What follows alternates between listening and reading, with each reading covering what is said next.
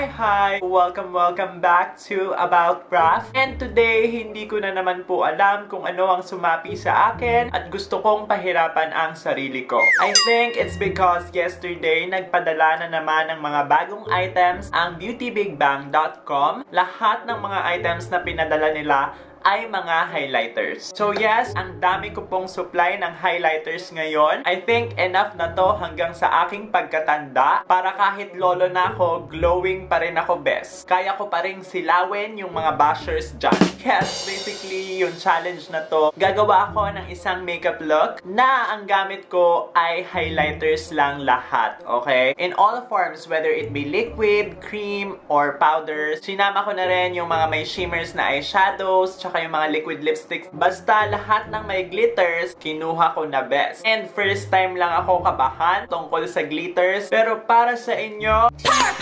lalaban tayo mga rough squad. So let's start. Ang unang gagawin natin is of course, foundation. And yung highlighter na gagamitin ko as my foundation will be this one. This one is called the You Glow Illuminator in the shade Pure Gold. Galing din po sa beautybigbang.com. Maghanda na kayo, lagi nyong maririnig beautybigbang.com. Anyway, na-swatch ko na to before and sobrang ganda best. Hindi siya yung highlighter na sobrang blinding na nakakasilaw talaga. Yung pagka-highlight niya is parang highlighters ng mga Koreana. Yung parang glowing from within. And I think yun din yung reason kung bakit You Glow yung pangalan ng illuminator na to. Kasi hindi yung highlighter yung star, kundi it's you. You glow. You glow. Pure Gold, ito yung shade na gagamitin natin kasi this one is parang yung closest to my skin tone. Yan, ganyan yung kanyang color. And my experience sa mga illuminators, mabilis sila matuyo. So, pagkalagay ko, I'm gonna blend it immediately. So, ayan na po. Nagsisimula na pong maging shining, shimmering, splendid ang aking pagmumukha. Humanda kayo best. Kakabugin ko yung mga floor wax ninyo sa bahay. Parang bangungot guys kasi mahilig ako sa matte finish and ngayon, walang kamat-mat dito sa aking mukha.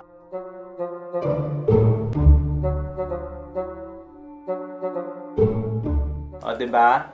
Para na akong perlas ng silanganan. There, I think I blended everything sa aking foundation. Now, I'm going to move on to my concealer. You Glow Illuminator again from beautybigbang.com. But this one is in the shade of Sunbeam. Now guys, 4 shades kasi yung mga You Glow Illuminator. And ito yung favorite ko. As in, pure white lang siya. And kapag regular days, pag in-apply mo to, parang ang lakas maka Queen Elsa. And alam nyo naman ako guys, Disney Princess.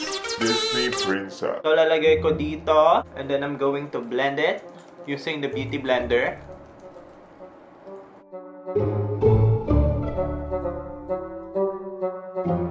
So, yung mga ginagamit ko ngayon, wala naman silang coverage, pero ang nadadagdag is yung kakintaban, okay?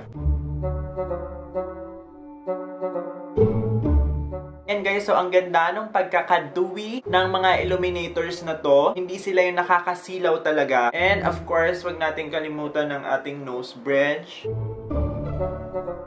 Ang shiny ko best. Para akong ulo ng mga tatay na kalbo. Okay, of course, pagkatapos natin mag-foundation and concealer, magsiset tayo using a powder. And gagamitin ko this one. Essence Pure Nude Highlighter in the shade number 10. Be My Highlight. So I got this sa isang giveaway contest ng isang YouTuber. Siya ay si Yani Laven. Okay, Pinay din po siya and super nakakatuwa yung personality niya and I love her makeup looks. So yung link ng kanyang channel will be in the description box below. Ito yung gagamitin kong pang set kasi yung kulay niya is perfect for my skin tone. So I think this will neutralize everything. Ika-cancel out niya yung pagka-gold ng pure gold and gagawin lang niyang kulay skin ko. Kaso, first time ko yatang mag-set na hindi na mamatify ang mukha. The more you set, the more you glow.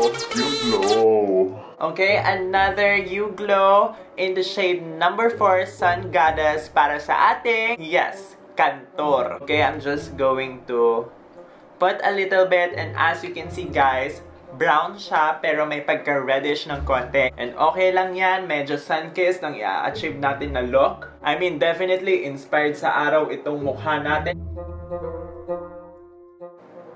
In fairness nagwo-work siya. Kasi mukha nga lang oily yung ating contour. Okay, natuyuan yung isa. Every time na matutuyo yung mga illuminators tapos hindi ko pa siya nabe-blend, I will wet my sponge and then I will go over on it again. And ayan. Okay na siya. Of course, here, for that sun-kissed glow, or hindi nga to kinis ng sun Ako na talaga yung haring araw Nag-SPF ka ba kanina? Baka ma-sunburn ka sa akin. Now for my nose contour, gagamit ako ng brush para maging precise siya.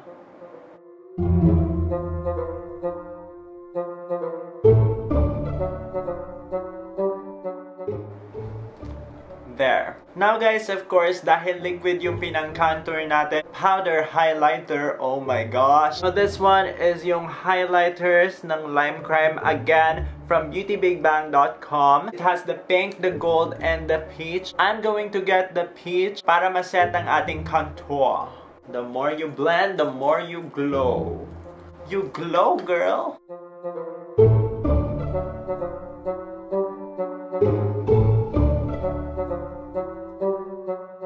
Guys, the next product is another YouGlow Illuminator from beautybigbang.com, and this one is in the shade Gleam, and this is my second favorite shade kasi tingnan nyo guys, ayan siya super duper light rose gold. I-apply ko lang siya one dot like that, and then I'm gonna go round and round para mag-blush ako. There. And of course, to set the blush, kukunin ko ang palette na The Manizer Sisters. And gagamitin ko si Cindy Luminizer na medyo pink. So I'll get my blush brush for this. And I'll go all over my cheeks. This one is actually an eyeshadow palette from Physicians Formula. Pero guys, they are very, very shimmery. So, ang gagamitin ko is yung the darkest brown. And I'm going to use an angled brush to fill up my eyebrows. It kinda works in fairness. Hindi halata yung pagka-shimmer niya. Not bad. And now that we are done with our kilay, let's now move on to our eye makeup. So, ang gagamitin ko ay from Fashion 21. It is an eyeshadow palette na may shimmer lahat, and I got the shade number 1. Now, if you are not familiar with this, I suggest kumuha ka nito best. Sobrang ganda ng pigmentation, and ito yung mga type of eyeshadow that could double up as your highlighter as well. So, ang unang shade na kukunin ko ay itong rose gold to serve as the transition color. So, sa eyelids, tsaka hanggang dito sa crease. Now, I'm going to grab the darkest color, yung dark brown. And don't worry, tad-tad pa rin to ng glitter, so para din siyang highlighter. And I'll put it on the outer V of my eyes. And I'm gonna blend it on the crease area. Medyo bronze no color. And I will put it to define my crease some more. And then, dun sa mismong eyelid, I will grab the lightest color.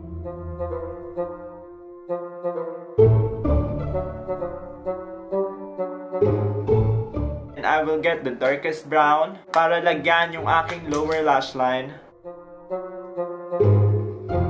Now, ilalagay ko na rin yung dark brown sa aking upper lash line to serve as eyeliner. I'm going to do the same thing dito sa other eye. I'm just gonna go right ahead and coat my lashes with some mascara. And wala naman yatang mascara na mag-glitters, diba? So, ang gagamitin ko lang is this one from Wet n Wild. It is the Mega Impact Mascara.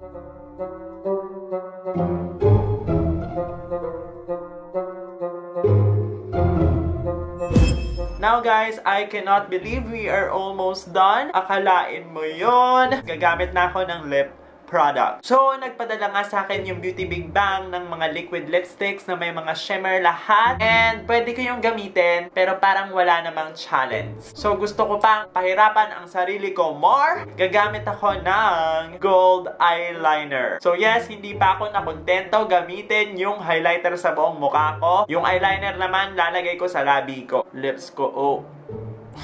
Wow. Imposibleng hindi tayo mapansin ni Crush. Pero gusto ko siyang i-blend out. Now na na-blend out na siya, mukha na lang siyang lip gloss. So, this one is also from Beauty Big Bang. And tingnan nyo guys, sobrang ganda, sobrang cute. Rainbow highlighter and it is so pigmented. One swipe and bam! Oh my god. So, yung kukunin kong shade is yung pink na shade because pink is life. Yan, this is better. And now, ika nga nila, save the best for last. Tayo ay magha-highlight. Parang hindi tayo nagha-highlight kanina. Pero what I mean is highlight dito sa cheekbone, sa inner eye corner. And ang gagamitin ko is this one, the lightest shade, which is the gold. Kahit gaano kataas pa ang SPF ng kaaway mo, sunog yan, bes. Ulik ba? This is my final makeup look. Mag-aayos lang ako ng kaunti. Take note about that ha. Kaunti lang yung gagawin kong effort para sa aurahan na to. In 3, 2, 1, Had a summer lover down in New Orleans. Kept him warm in the winter, left him frozen in the spring. My. How the seasons go by. So yes guys, there you have it. If you enjoyed it, then please do click the thumbs up button and also subscribe to me kung hindi ka pa part ng aking hashtag Rap Squad. So yes guys, I will see you again on my future video. Mwah! The sky is all violet, and if I'm taking shotgun, let me ride it with you.